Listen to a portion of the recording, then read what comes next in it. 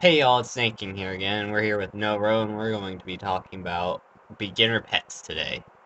First, let's get into the intro. Right about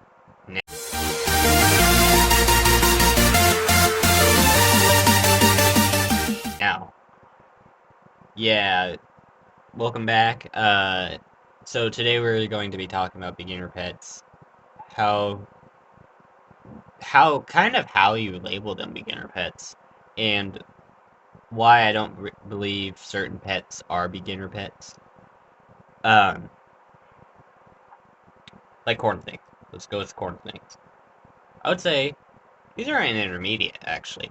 These are they're labeled as a beginner, but I would say they're an intermediate because you have to get mice, which what kid, like, not what kid, mainly, how many kids out there actually want to feed a dead mouse to their snake? Like, does some are be like, oh, why not just feed it a live mouse? Because that is cruel and unusual and it can actually hurt your snake. So, frozen thawed. We're going everything I talk about today is frozen thawed because that's the right way to do it, I feel like. Um, but so I don't understand why these are like that's one issue, okay? But another thing is a lot of people want to keep these in a 20-gallon aquarium. Everything that is a beginner pet, people keep in a 20-gallon aquarium.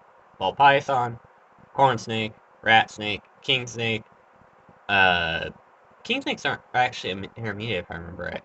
But bearded dragon, leopard gecko. Leopard geckos are okay in a 20-gallon as long as you have 1 to 2. But they're wanting to keep like 4 in it. So leopard gecko. Um, what else is there? Uh, chameleons. A lot of people think glass aquariums are good for chameleons. Those aren't even a beginner pet. Those are an intermediate. Uh, there's a bunch. There's a ton of beginner pets. Beginner pets. Beginner pets are just those animals that can make the most out of nothing, basically. They can live forever in a terrible condition and whatnot because they're hardy animals. It doesn't mean it's right, and it doesn't mean they like it, but it just means that they can survive in that.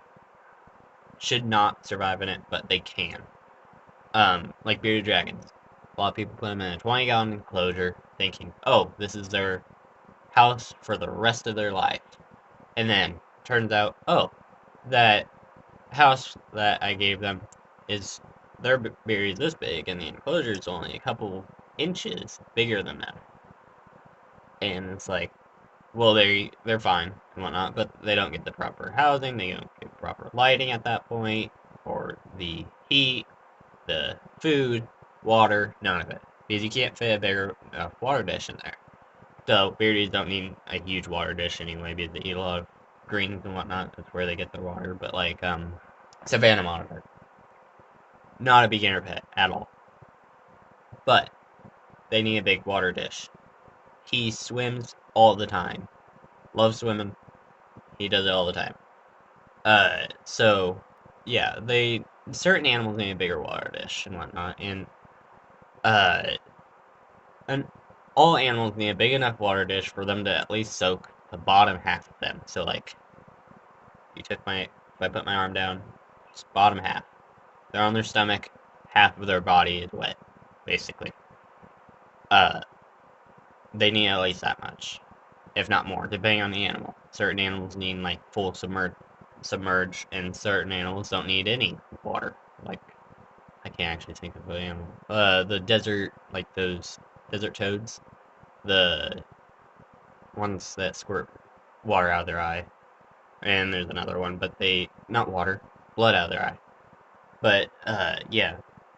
So back on track. Let's go back on track. So beginner pets are never actually beginner pets. They're just hardy animals that you can like a bearded dragon you hand to your kid, and As long as it's like not a small one. If it's a big one, you can hand it to your kid and they won't hurt it too much. Most likely, unless you have a destructive kid or like a baby. Don't hand it to a baby. That's not a good idea. So, you got beginner pets that aren't actually beginner pets. So, what are they? They're not intermediate. They can be. Certain animals can be like a corn snake. You got bitey corn snake and whatnot sitting there all over your hand, all over your face, whatever. He was never like this. He was never like that, so I don't know. But I don't know how that much built. But I feel like that's a intermediate. I feel like the personality of snakes and in general reptiles determines the care, kind of. So you got an intermediate corn snake, but you also have like beginner corn snake, which is like him. He'd be technically a beginner because he's never bit, he's never struck at me, nothing. But like you have an intermediate corn snake, which is bitey and yeah, just rampant all over the place. So you have the two different ones. I feel like that should determine it. But you can't really do that because pet stores, they don't know how that animal might do differently in the future. I'm struggling with allergies today. Uh, so, um, like bearded dragons, they're a big one. They're huge. Like, no, they're cute when they're small, but they get a foot, foot and a half, possibly even 2 foot long, and people try to keep them in a 20 ounce, which is about 2 foot long. If not, it's a little longer than 2 feet. Ugh, issue. So it's a little bit longer than 2 feet. Uh, and that's just way too small for Beardy. Um, but like him, he's in a 20 gallon right now because I'm getting a 40 gallon soon for him.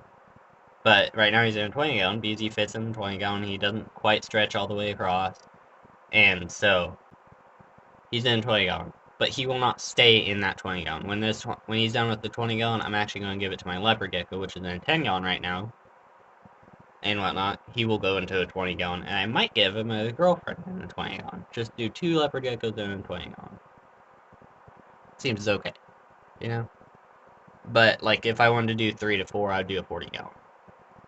And I feel like, so a 10 gallon is good for small animals. I feel like a 10 gallon is good for one leopard gecko, which is a pretty small animal. An anole, maybe 2 anoles, because they're pretty small. And, but maybe 2 anoles. And a lot of smaller lizards, basically. Day geckos, maybe, crested gecko, which needs a kind of taller tank. You might want to do like 15 gallon for a crested gecko, just because they're an arboreal. So it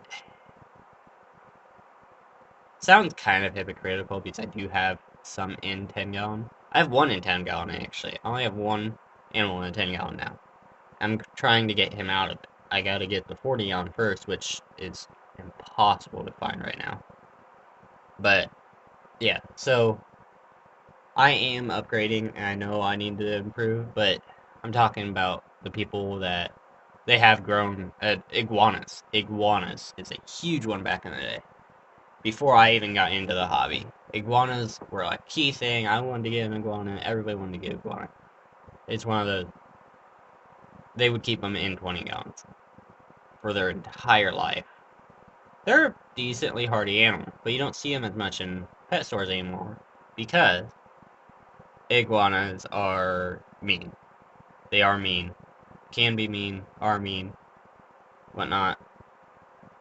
And so, they're harder to keep. And a lot of people do want to still put them in a 20 gallon because that's something that, like, the old timers still say. They're like, oh yeah, put them in a 20 gallon, it'll be fine.